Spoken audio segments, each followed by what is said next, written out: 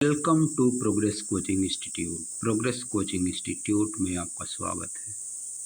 आइए शुरू करते हैं। हम लोग आज क्लास 10th की साइंस का चैप्टर है लाइफ प्रोसेस, जिसमें हम लोग ह्यूमन रेस्पिरेटरी सिस्टम के बारे में पढ़ रहे थे। तो पिछले लेक्चर में हम लोग जहाँ तक किए हैं उसी के आगे हम लोग शुरू करते हैं।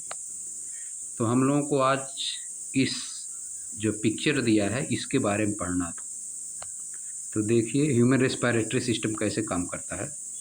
नसल पासेस होता है जहाँ से एयर आती है, इसके बाद फेरिंग्स में पहुँचती है एयर। फेरिंग्स क्या है? माउथ कैविटी और यानी फूड जहाँ से जाता है और नसल पासेस दोनों का जॉइंट जहाँ पे होता है उसको बोलते हैं फेरिंग्स। इसके बाद लेरिंग्स में जाता है एयर। इसके बाद ट्रेचिया से मिलकर बना होता है rings of cartilage.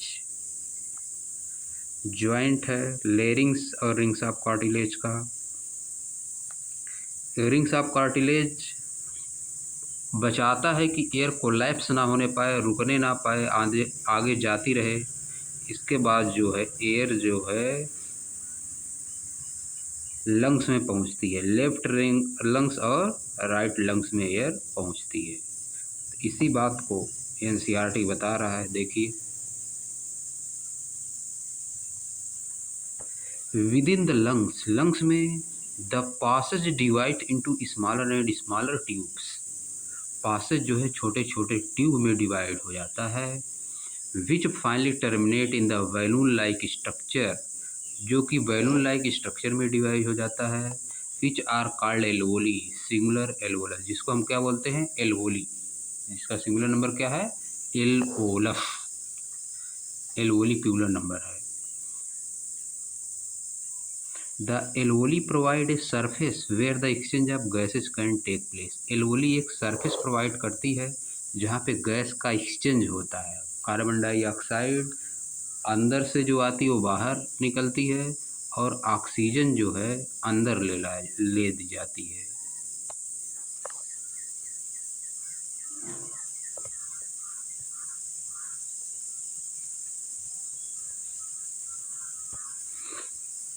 The walls of alveoli contain an extensive network of blood vessel. जो एल्वोली की वाल होती हैं, एल्वोली की वाल्स जो होती हैं, इसमें extensive network of blood vessels होता है, यानी ब्लड वेसल्स का नेटवर्क होता है। As we have seen in earlier year, जैसा कि हम लोग पिछले क्लास में देख चुके हैं। व्हेन वी ब्रीथ इन, जब हम सांस लेते हैं, we lift our ribs and flatten our diaphragm. जब हम सांस लेते हैं तो अपनी रिब्स को ऊपर उठाते हैं और हमारा डायफ्राम जो है चौड़ा हो जाता है, फ्लैट हो जाता है। And the chest cavity become larger as a result, और चेस्ट की कैविटी जो है, चेस्ट में जो कैविटी होती है वह ज़्यादा हो जाती है इसके परिणाम स्वरूप। बिकॉज ऑफ दिस, इसके कारण air is sucked into the lungs, air जो है लंग्स में आ जाती है, अंदर खींच ली जाती है। And fill the expanded alveoli, और एल्वोली को फिल कर देती है, एक्सपेंड हुई एल्वोली को फिल कर देती है। The blood brings carbon dioxide from the rest of the body, blood जो है रेस्ट ऑफ द बॉडी से कार्बन डाइऑक्साइड लेके आता है for release into the alveoli, alveoli में छोड़ने के लिए। And the oxygen in the alveolar air is taken up by the blood, और जो एल्वोलर एयर होती है एल्वोली में वह ब्लड के द्वारा ली जाती है in the alveolar blood vessels, alveoli की ब्लड वेसल्स में, to be transported to the all cells in the body, ताकि पूरी बॉडी के सेल्स में उसको ट्रांसपोर्ट किया जा सके। During the breathing cycle, breathing cycle के दौरान, when air is taken in, जब एयर टेक की जाती है अंदर, एंड लेट आउट, और बाहर छोड़ी जाती है। The lungs always,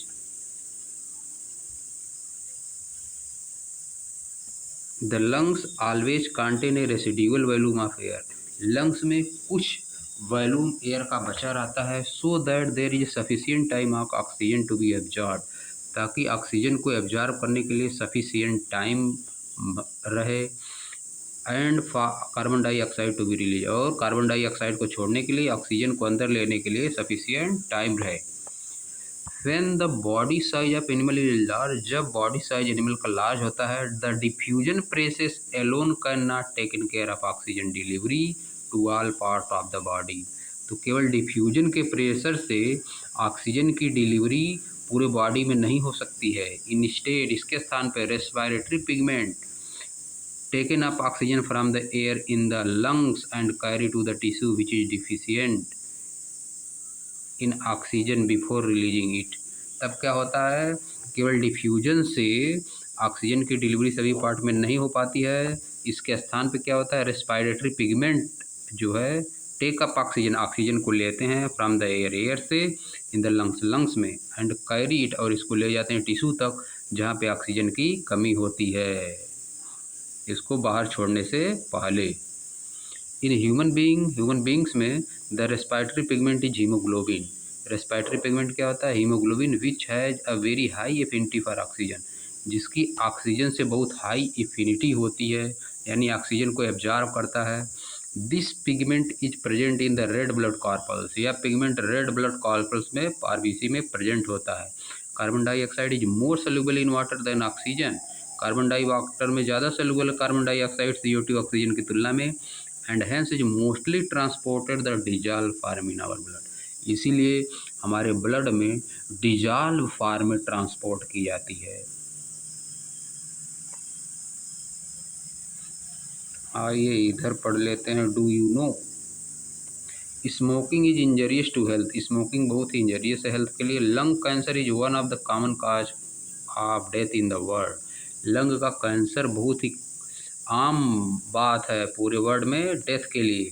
the upper part of the respiratory tract is provided with small hair like structure called cilia, जो रेस्पिरेटरी सिस्टम है उसका अपर पार्ट में हेयर लाइक स्ट्रक्चर होते हैं जिसको सिलिया बोलते हैं।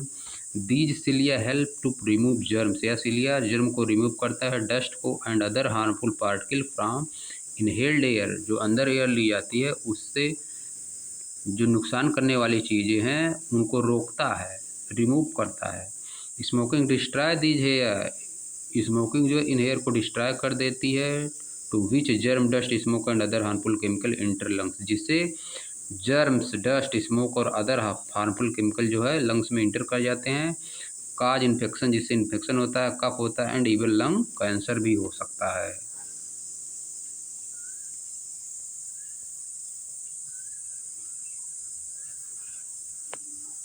आप देखिए आगे क्या दिया है, if the alveolar surface were spread out, अगर एल्वोलर की जो सरफेस है उसको फैला दिया जाए, it would cover about 80 metre square, या 80 मीटर स्क्वायर कवर करेगी। How much do you think the surface of area your body, आप सोच सकते हैं कि आपकी बॉडी का सरफेस एरिया कितना ज़्यादा होगा। Consider how efficient of exchange of gases become because of large surface available for the exchange to take place. अब सोचिए कितना ऑक्सीजन इफिशियंट एक्सचेंज होता है गैसेज का, क्योंकि लार्ज सरफेस अवेलेबल है एक्सचेंज के लिए, एक्सचेंज टेक प्लेस करने के लिए लार्ज सरफेस अवेलेबल है एल्वोली का, इसी से ऑक्सीजन जो है एक्सचेंज होती है, ऑक्सीजन और कार्बन डाइऑक्साइड एक्सचेंज होती हैं। If diffusion were to move oxygen in our body, अगर डिफ्यूजन से हमारी बॉडी में ऑक्सीजन को मूव करना हो, it is estimated that it would take 3 year from a molecule of oxygen to get to our toes from lungs, हमारे lungs से हमारे नाखून तक पहुंचने में ऑक्सीजन को कितना समय लगेगा, 3 years. Are not you glad, क्या आप पसंद नहीं है दैट वी हैव हीमोग्लोबिन, कि हमारे पास हीमोग्लोबिन है, क्योंकि केवल डिफ्यूजन से ही ऑक्सीजन का एक्सचेंज नहीं हो सकता, पूरे बॉडी में ऑक्सीजन को नहीं ले जाया जा सकता, इसके लिए हीमोग्लोबिन बहुत ही आवश्यक है।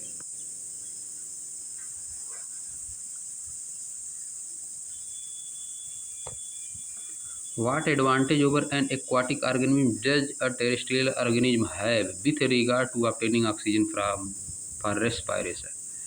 Aquatic organism के पास what advantage over an aquatic organism does a terrestrial organism have? Terrestrial organism जो हैं एक्वाटिक ऑर्गेनिज्म के ऊपर उनका क्या जो है एडवांटेज है, टेरेस्ट्रियल ऑर्गेनिज्म के पास क्या है जो कि एक्वाटिक ऑर्गेनिज्म के पास नहीं है।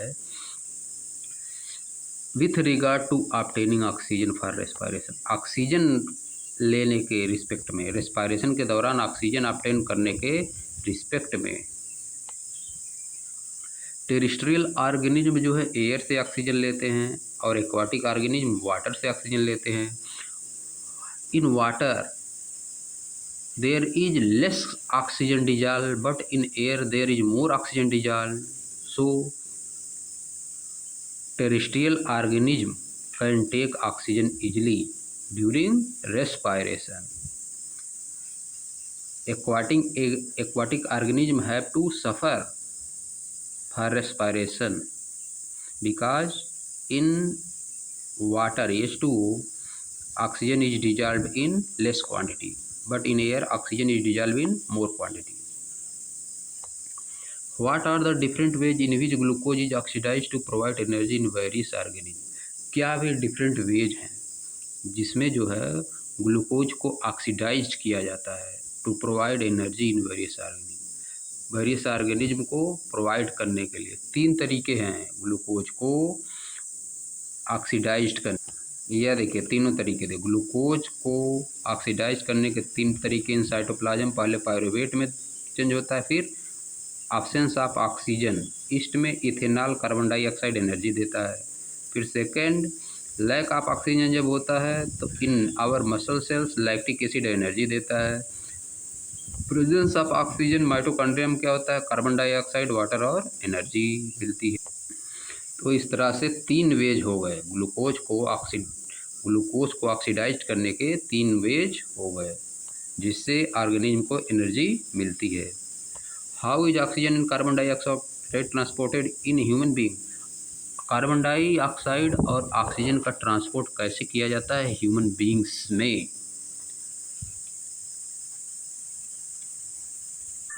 उस क्वेश्चन का आंसर करने के लिए हमको यहाँ पे देखना पड़ेगा। The blood brings carbon dioxide from the rest of the body for release into the alveoli and the oxygen in the alveolar air is taken up by the blood in alveolar blood vessel to be transported to all the cells in the body.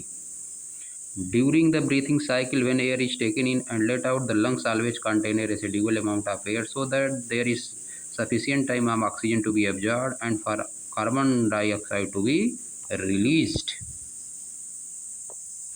How are the lungs designed in human being to maximize the area of exchange of gases?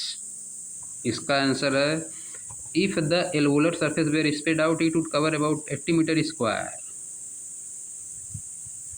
With the help of alveolar surface efficient exchange of gases becomes because of the larger surface available for the exchange to take place.